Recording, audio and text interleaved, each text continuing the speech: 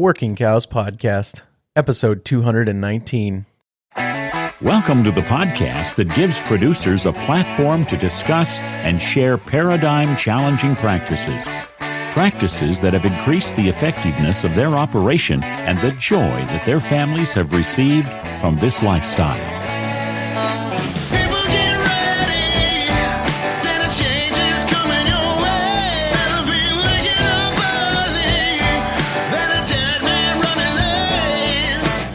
Howdy, everybody. It's Clay Connery, host of the Working Cows Podcast, powered by the Global Ag Network, and this episode is brought to you by DPH Biologicals. To unharness your soil's fertility to maximize yield, visit dphbio.com. Very excited for this episode with Steve Strasheim of Iowa and Twisted River Farms. As I said in the outro to last week's episode, I hope you didn't sleep on this episode because, I try not to do clickbait titles, but man, this is a great conversation that I'm looking forward to sharing with you from Steve Strasheim and I, just talking about what it takes to be in the vegetable business. And I know that's a long ways removed from working cows, and it's going to be a stretch to even get livestock integration done in this episode, but it is such a great discussion about mindset and the importance of mindset. So I don't want to belabor this point too much, but really, really hope you will stick around and enjoy all of this. And I've been really consistent about getting some bonus content recorded and released, and I'm going to keep trying to do that.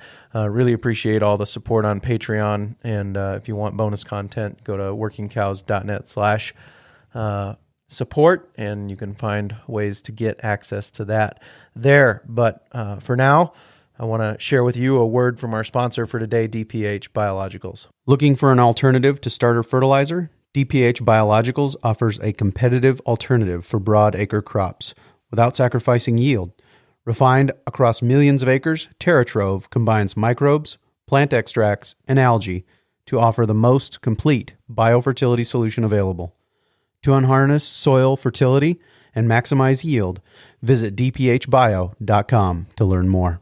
And now on to my conversation with Steve Strasheim of Twisted River Farms in Iowa. Steve, thanks for joining me today on the Working Cows Podcast. Hey, thanks for having me. Maybe a little bit outside the purview of the Working Cows Podcast, but I always have to remind myself that as soon as you cross that 100th meridian, they're all farms. There are no more ranches east of that 100th meridian. And so I'm happy to talk to you because of your mindset, really. And to that end, I guess the first question would be, what does it mean to be a farmer to you? And just to clarify a little bit, where I'm coming from with that question is, I mean, do you have to have a 400 horse tractor and a big multi-row planter to be a farmer, or is there is that term broader than just what people would think about as the classic big ag farming type of a setup? Sure. Well, it used to mean that to me because I grew up on a conventional sugar beet farm in eastern Montana. So I grew up with the tractors and that very much my incentive. We used to grow our crop, take it to the factory or the elevator, depending on what we were growing that time of year. They probably sent you a check and then you spent your winter down in Arizona for a few weeks and then you did it all over again. That was kind of my concept of growing up. Local food was not ever a thing in my family upbringing. Like I didn't know what a farmer's market was or direct to sale type model selling, any of that kind of stuff. So this is all very much learned to me, as I've kind of progressed through my farming life now. Yeah, we don't own a tractor. We work on a very small scale. Sometimes we get a crooked eye looked at us when you think, oh, geez, you can make a living off of, it used to be a quarter acre. Now we're up to 2 acres. But, hey, in the vegetable world, that's, you can make a pretty decent living off of just that little bit of land. So it's sometimes when we talk to some broad acre guys and they kind of cock their head a little bit like, what? That's like my backyard. And I'm like, yeah, we're literally farming in our backyard. So an 800% increase though. That's a pretty good size. Yeah. The margins are a little better in our world. Yeah. Yeah, very There's good. some trade-offs. There's a little bit more time outside of the tractor, but Well, and that's kind of what sparked this is I saw I don't even know how I came across it. We weren't following each other at the time, but I came across a thread that you had started on Twitter about the small scale, and I'll link it in the show notes page at workingcows.net/219. Workingcows.net/219 is the show notes page for today, so I'll link it there. But you said when we first moved into this property in 2018, I only had the garden that is marked with the red dots. It's about 0.20 acres in size. When pushed to its limits with high value vegetables, you could probably make a little over 60K on it if your production and marketing were tight. So, and that's gross, right? I think you went on to clarify later. Yeah, that's a gross number on that particular size. We how we measure that is, in the vegetable world, we're looking at bed feet. We measure everything. How much money can I make on a bed foot? We standardize all of our bed sizes. We kind of play around with it now, but in the early days, it was all a 30-inch wide bed by 50 feet or 100 feet long. And whatever crop we had on that bed, we'd measure it in the foot and then kind of figure out per bed foot revenue. And we always kind of looked at what our crop mix was, which is very high value leafy greens.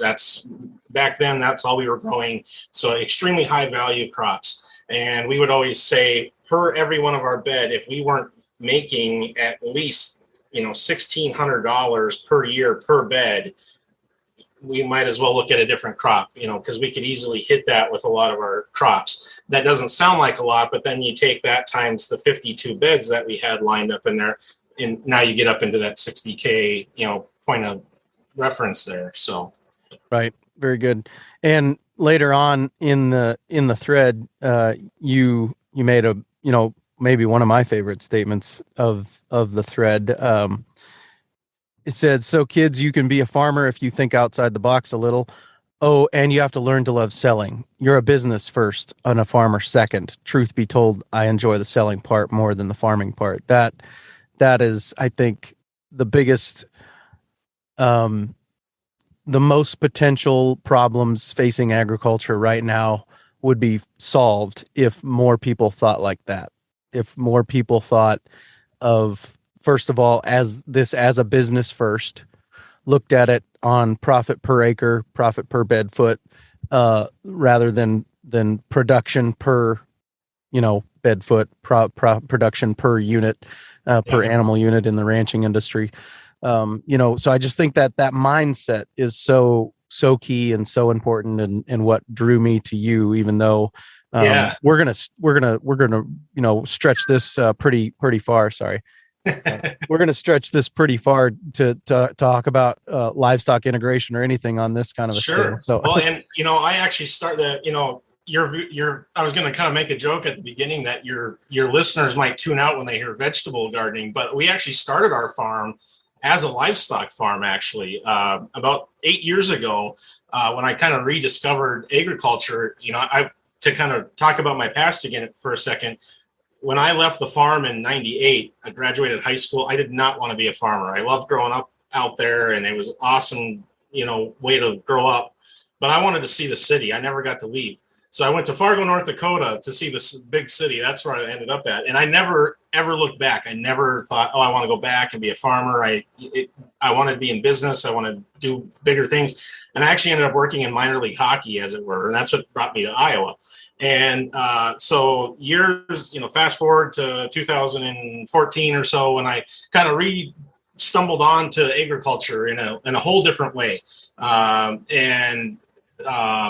I really got taken with the work of Joel Salatin. That's how I found agriculture again, which is a lot of people do. He's very popular. Some might criticize his style of farming, but he's very inspirational and just can get you out of your seat, really, with the way he talks about it. And I was watching his stuff and reading his stuff, and I thought, man, this guy's really got it figured out. This is how it should be. I mean, working with kind of nature, not against it. The direct sale model just fascinated me. I'd never heard of anybody doing that before. I never heard of somebody butchering a pig or a chicken or a cow and then selling it to your neighbor or people in town. That just kind of blew my mind. I didn't even know that was possible, quite frankly. And so I just kind of rediscovered this farming thing. And so I really got kind of taken with the whole idea of like the pasture raised broiler. That was kind of my entry in. Back at that time, I was working a sales job out of the hockey world. I'd gotten out of the hockey business some years before that. I was working a town job in sales, and we had no land. We had no farm. We were kind of in town. We had no business even thinking about being farmers at all. My wife's a city girl, still is very much so.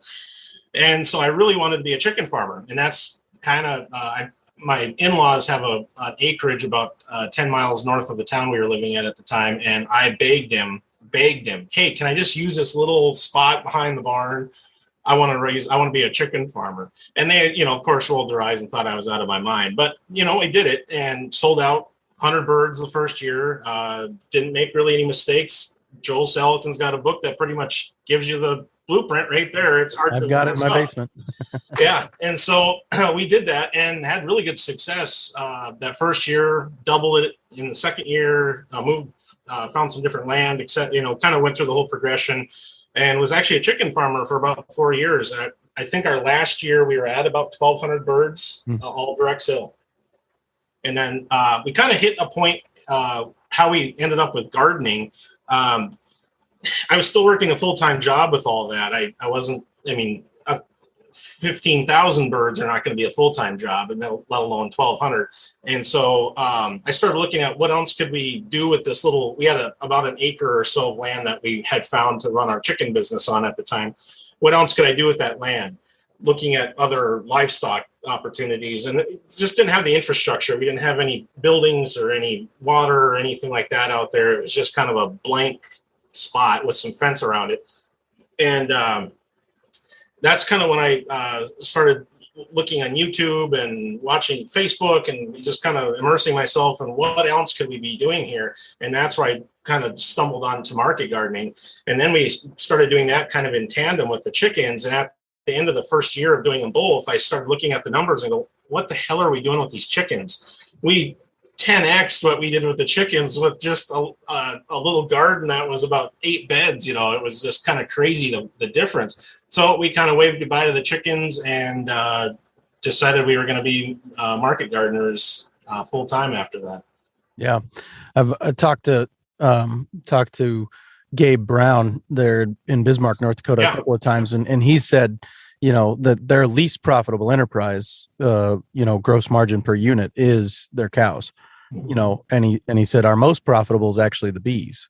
And so you think about those things, and the cows are definitely more glorious or whatever you want to say.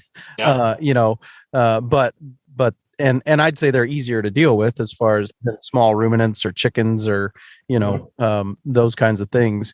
But there is, maybe that's just because I've been around it my whole life. But in any case, there are way more opportunities in agriculture if you're willing, like you said, to think outside the box and to get into the vegetable, the vegetable thing, the chicken thing.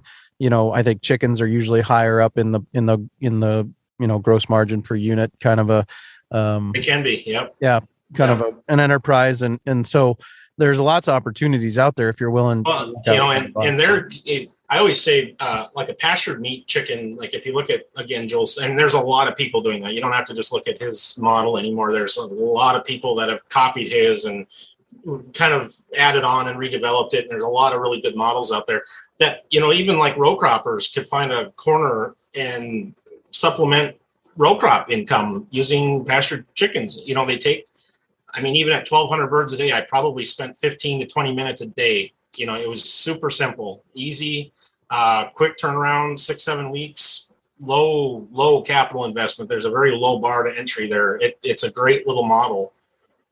Yeah, no doubt. No. And that's one of the things that's encouraging to me about Iowa right now is that there seems to be quite a few people that are doing things like that. Maybe in the grand scheme of things, that they're dwarfed by the number of people who are just doing a conventional operation. But there's quite a few out there that are doing some pretty cool things, I think. Mm-hmm. what does it look like? You said you've got to learn to love to sell. You're a business first, farmer second.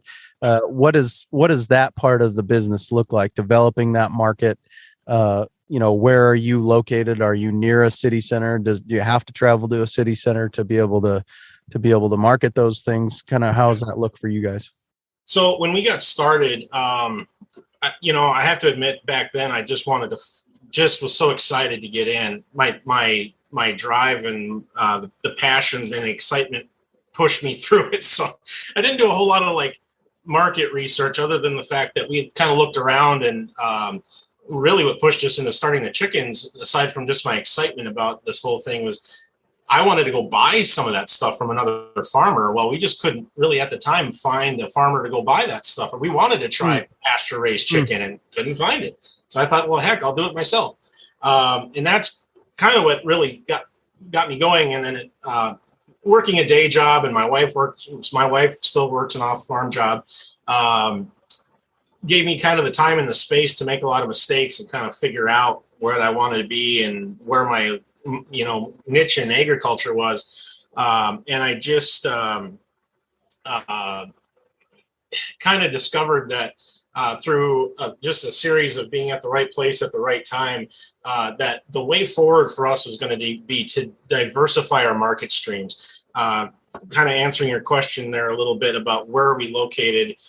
We're not in a big city center area. We're in north central Iowa. Mason City, Iowa is kind of the biggest town around us, so to speak. That's kind of our major hub of our marketing areas. We're about 30 minutes from there. So we're 15 miles south of the Minnesota border, straight south of Austin, Minnesota, about 30 miles. That's right where we're at.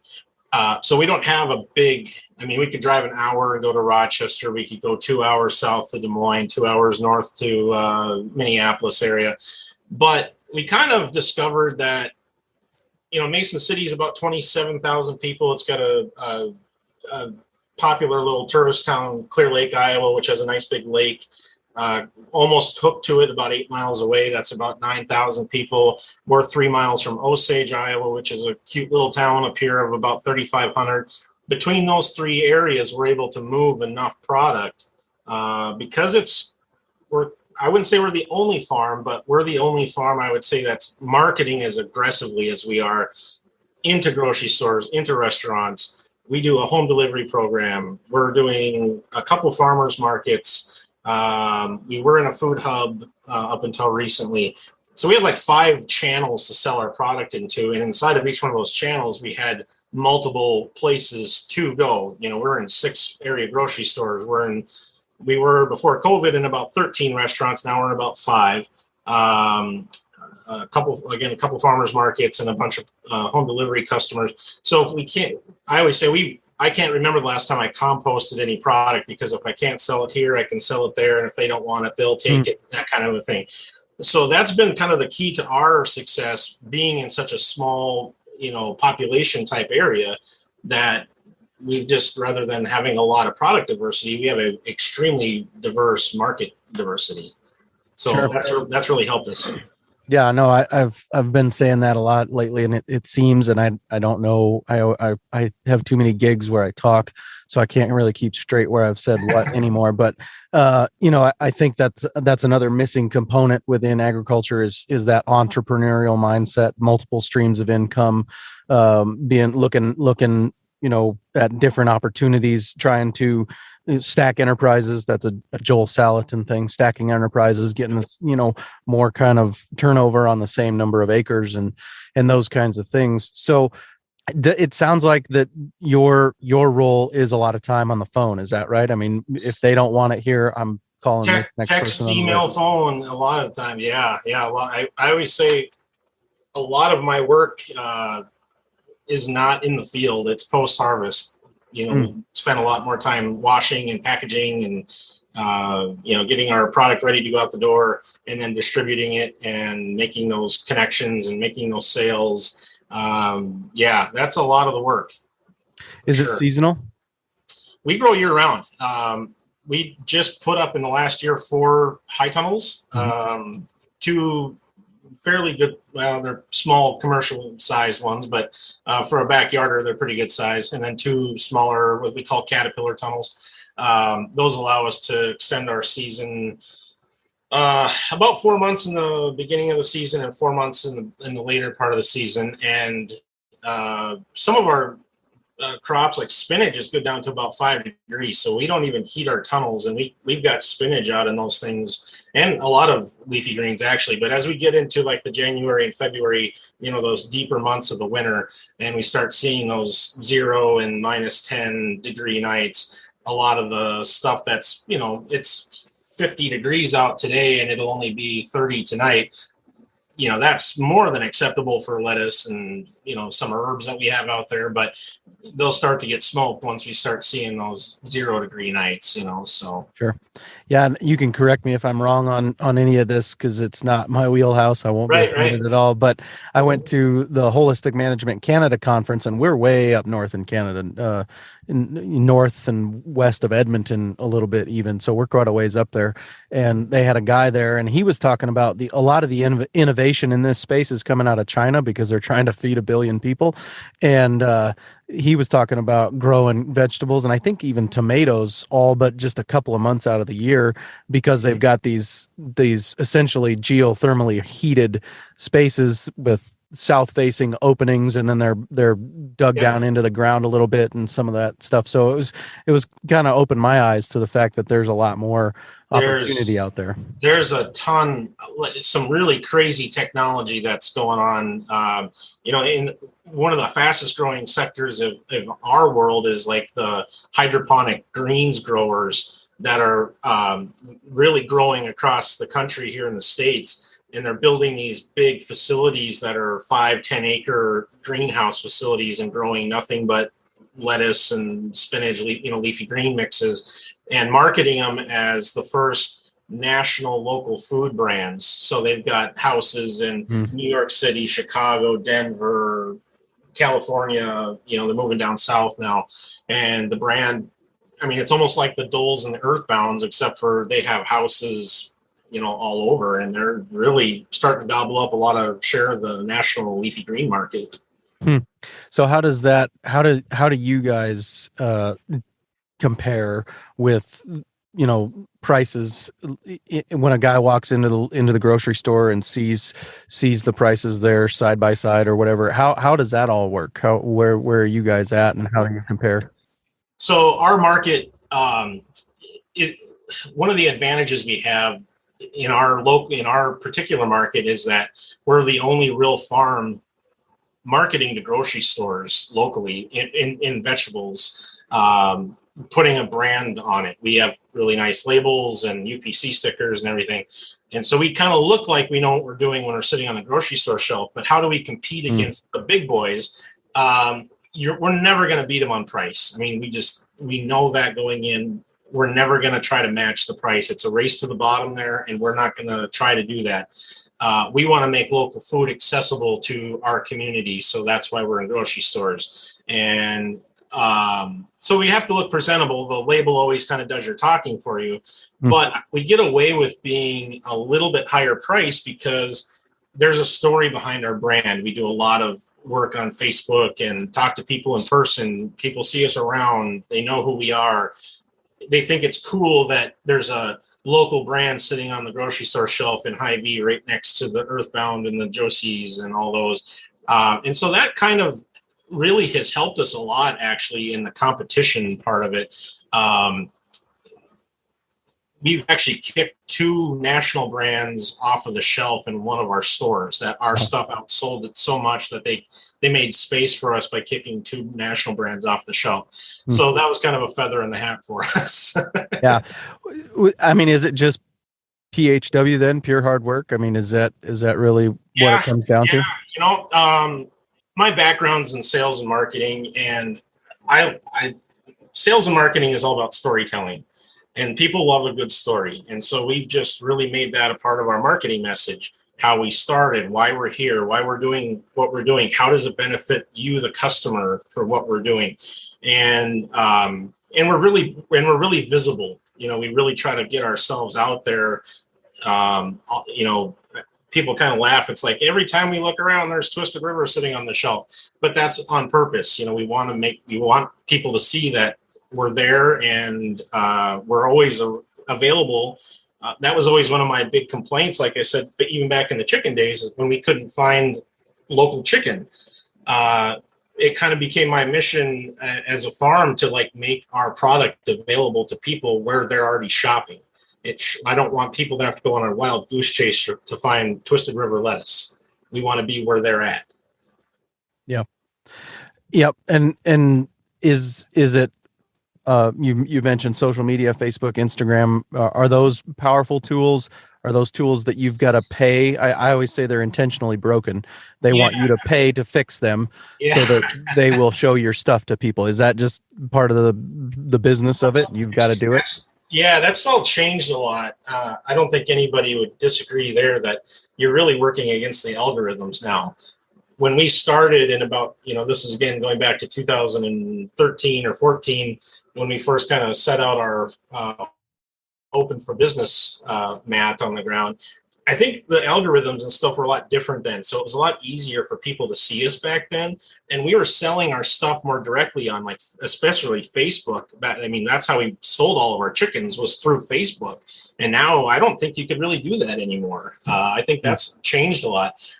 We look at social media now as more of a top of mind awareness. We're not really, we do some sale promotion on there, hey, find us here. Here's where you can get us at. We don't try to here, buy a bag of our lettuce off of Facebook. We don't do that at all.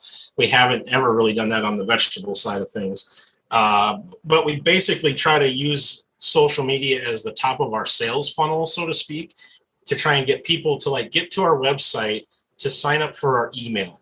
We use email now as our, we live and die kind of by our email. And so, and that's largely because we've transitioned a lot of our restaurant business. When we lost a lot of it because of COVID, we pivoted to home delivery, direct to customer. And that took off like a freight train, and we just ran with it. And so now that's kind of how we communicate with those customers on a weekly basis. We have about 350 people on our email list now that we send out stuff every single week. We're very mindful of not being spammy. We don't do, here's what's happening on the farm this week. Little Bobby Sue went out and milked the cow today. Nobody cares about that stuff. They want to know what's in it for them. We try to provide a lot of value in anything besides here's what we have for sale this week kind of stuff. So we work with a local dietitian to come up with unique recipes using our stuff. We don't just grab recipes off of Google. We give her product, she makes it, takes pictures of it, and then we push one of those out about once a month so people can see how to use our stuff. And so we try to put out really high value content like that. Every week we send out, here's what we have available on our online store to order. Every Monday morning, religiously, we do that. We try to keep that short and sweet, but I always put a couple little nuggets in there to kind of reward people for looking at it, at least. So, we don't send out stuff just to send out stuff so people know we're still alive. We try to really make it a value to people on the email. We take that very, very seriously. But social media, it's very visual, allows people to kind of see what we're up to, but it just plays a lot different role in our business now. Honestly, we did some kind of A/B testing, to use a marketing term. Last week, we ran a promotion for an early bird sign up for we call it our salad subscription, but it's basically a CSA for next spring. And so we were doing a promo to see what worked better, running an ad on Facebook to show the discount or running it in email. We got next to zero response from Facebook and sold all of them through email. So it's a very captive audience on email. It's not even close. That's fascinating. I have a girl in Rochester, Minnesota that we hired her to kind of help with our marketing and our social media about a year ago. And her and I play around with that stuff quite often. And I was kind of laughing to her a couple of weeks ago. I said, we honestly could just stop even doing social media at this point. Like, our email is everything to us now. So. Yeah, that you wouldn't think that. Just, I think for lack of a better term, the zeitgeist would tell you that Facebook, Twitter, Instagram, especially Instagram, is everything, and email is a dinosaur or whatever, But you're not the first one to tell me that either, It's actually, I will die on this hill. It's the exact opposite of that. That's awesome. People still use their email for everything. I mean, you have to have an email to sign up to buy stuff on Amazon. You got to check it. Yep. But if you think to your own email, if you get all the spammy stuff from all the big corporations and all that stuff, the soulless emails that you get, you go right past them because there's nothing there for you. But maybe you find a good newsletter or a nice blog or something that sends out an email. And if they're really well written and they give you good content, you're going to read them every time. Right. Some of our good friends in Mason City own a brewery, and they send out a newsletter every couple of weeks. And you wouldn't think like a brewery would be that interesting, but they put really good content in there. Here's what we have going on: lots of events, lots of stuff to see. I open up every one of them. I mean, it's, besides the fact that they're good friends of ours, it's just they do such a good job with their content. It makes you want to open it up. Yep. So a couple of questions kind of along the same lines here. What is your value proposition? And would you say that a lot of your job is consumer education, or is it just getting your product in front of them with the story attached? A little bit of it. Kind of depends on the customer. We certainly have our ideal type avatar customer. We've given her a name and a background, and that's who we talk to specifically. But we're also going to talk to a lot of other people by talking to her. And I'm saying her on purpose because our target market is 35 to 55 professional, educated women. That's our sweet spot. So we know who that woman is, and we try to talk to her. Our value proposition to her is that she wants to feed her family good and nutritious food. That's her goal. She wants to make sure that she's feeding her family good, nutritious food. We're going to give that to her it's convenient for her to find. We might even bring it to her front door. She doesn't have to spend a lot of time going and searching for that. We'll either put it in the store that you're shopping at already, or we're going to bring it right to your front door and make it easy for you. On top of that, all of our stuff is already washed, prepped. You can take it right out of the container and put it right on the plate.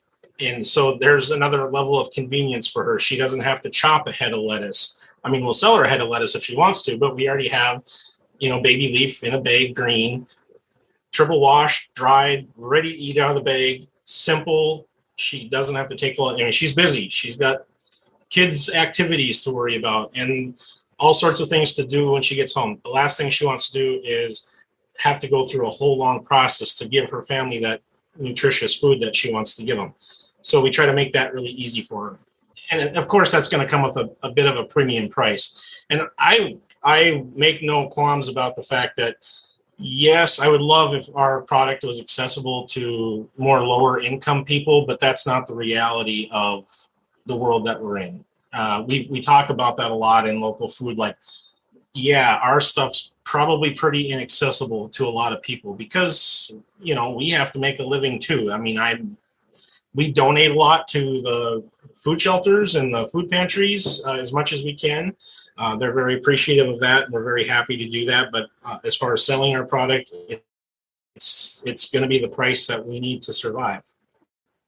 Yeah, very, very good. I really appreciate that answer and the thought that it goes into it. So, how are you sourcing content? You're talking about not sending these soulless emails and just filling a spot. Is there a weekly meeting that happens at Twisted River Farms where you're sitting down and trying to source content and come up with ways to communicate? Yeah, sort of. Brianna is the name. Good Chat Media. You can find her on Twitter. She's in Rochester. She's kind of my marketing guru. I did all of it myself up until about a year ago. And then I just decided we're getting to the point now where I need to start to like outsource a little here and there. And being consistent with your message is really important. I follow a lot of farms that I really like seeing their stuff, but sometimes they just are dormant for 2 or 3 months, or they there's some farms that overcompensate and they post way too much stuff.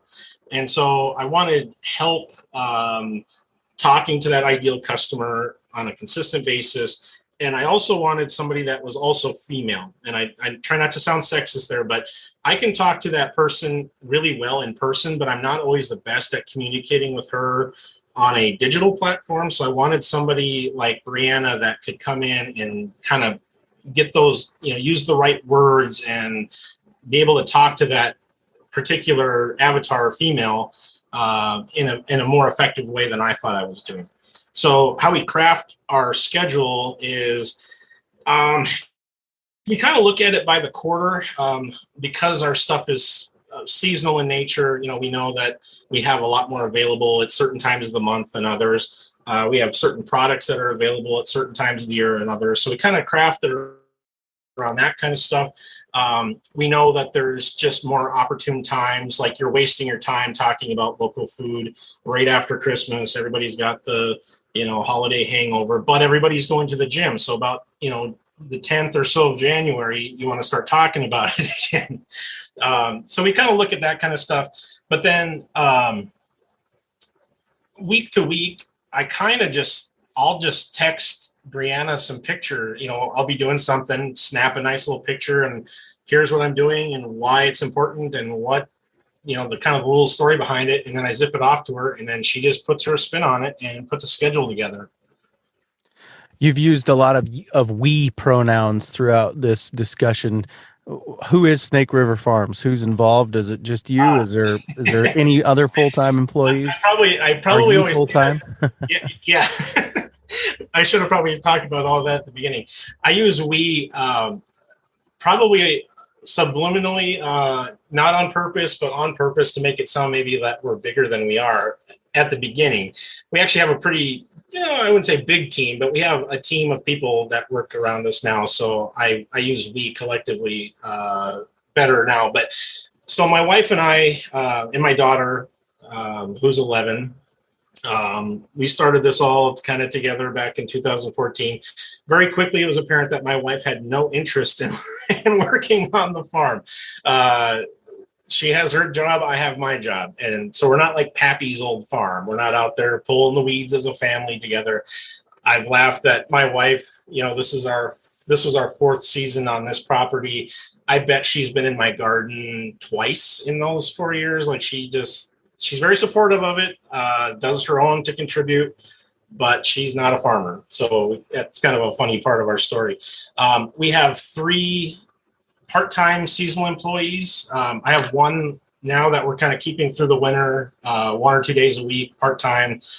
During the season, we have, they're mostly almost full-time, but we have 3 employees. And then I've just got kind of this network of kind of supporting cast people around me that aren't on the payroll, but we compensate. Brianna, who's in Rochester, handles her and I work together. It's not like I just hand her the keys for the marketing. Her and I work a lot together on the marketing, in the email, social and email communications. So we have her. I have a bookkeeper that's local in the town here. She helps with our books and stuff. I used to do all that myself and found out that I am not an accountant, so it's better to have somebody helping there. And then I have a neighbor, Dave, who's a retired gentleman that is just the most awesome guy in the world, that's got 2 little tractors and is more than eager to lend a hand anytime I need him for helping with field work or this or that kind of stuff. He doesn't really help in the day-to-day stuff, but he really likes to come in and help with projects that I have going on. So he's awesome. Very good. They're very cool. I appreciate that. Yeah. So we have I can say we now. I used to say we back when it was just me, because I wanted Twisted River to sound bigger than it was. So I used to say, well, we're doing this and we're doing that, but it was always just me. Nice. No, I appreciate that. And I think, again, first of all, knowing what you're good at, knowing what you're not good at, knowing what you enjoy, what you don't enjoy. And then, bartering, it sounds like, right? Are you bartering some of these, like the social media and stuff, or? I pay Dave in beer a lot, but I pay everybody. I pay everybody else cash. Well, the people that aren't on the payroll invoice me, so they're getting a check, and then the employees get paid rather handsomely. When we brought on employees,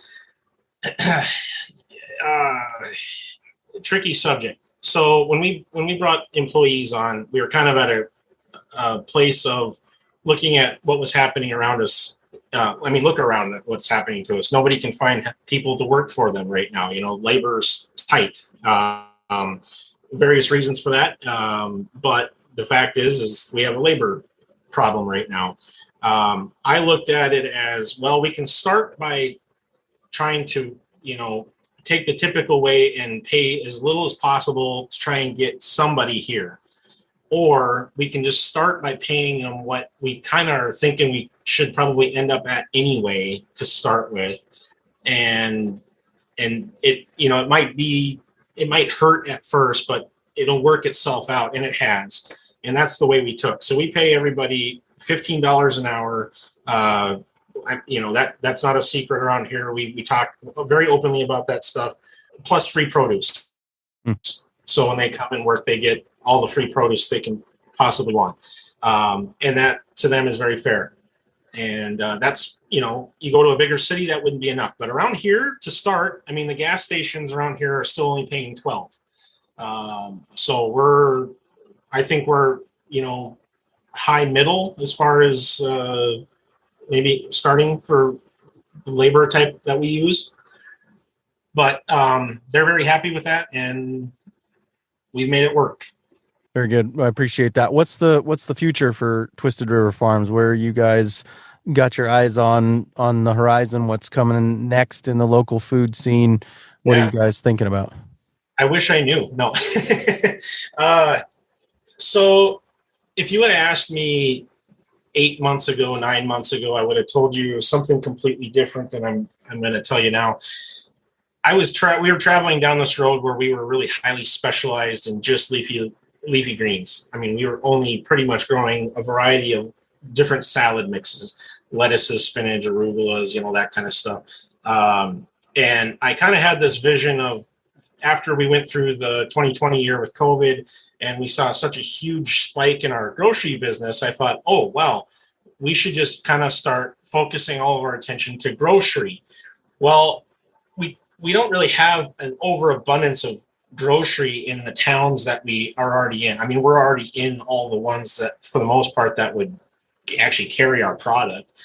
So we're going to have to start looking outside of our typical area. And so we were kind of setting our sights on driving to like Rochester, Minnesota, which is an hour away.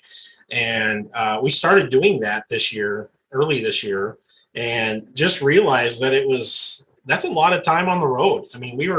We were driving almost 2 days, full days a week equivalent when you added up all the hours. And so just started kind of reevaluating things at around June this year. We were, 2 or 2.5 months into our high season, and thought, this isn't really sustainable. This isn't really a direction that I think we should go, because we're leaving a lot on the table in the air, because, as I mentioned at the beginning of the conversation here, we have this whole area all to ourselves. Why are we trying to go outside of that so soon when we could be just trying to sell more to the customers that we already have? So we actually then started plotting out a course to introduce some more variety into our crop lineup and actually become a little bit more of a mixed veg farm, still selling kind of those core items to grocery stores, but grocery stores are only going to give you so much space. So we're not going to be moving everything that we sell into a grocery store. We're only going to concentrate on the stuff that we can put our label on, put it in a package, set it on the shelf with a nice label, and not, if you just take a head of lettuce to a grocery store, well, there's no story behind that now. They don't know that it's Twisted River lettuce. We want our label smack dab on that thing so that it tells that story. And so we kind of started reevaluating those market streams I was talking about a little bit, and we saw that there's a lot more potential to grow that direct sale home delivery. So we really started kind of concentrating on that. And, we're a month left of the year. Looking at I think I even posted this graphic on Twitter. I'm not really too embarrassed to share it.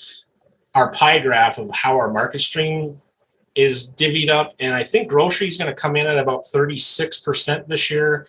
Direct sales, when you count farmers market and home delivery, it'll be probably about 60%. And then restaurants and kind of all the other little stuff in there is going to make up the last 5% or so.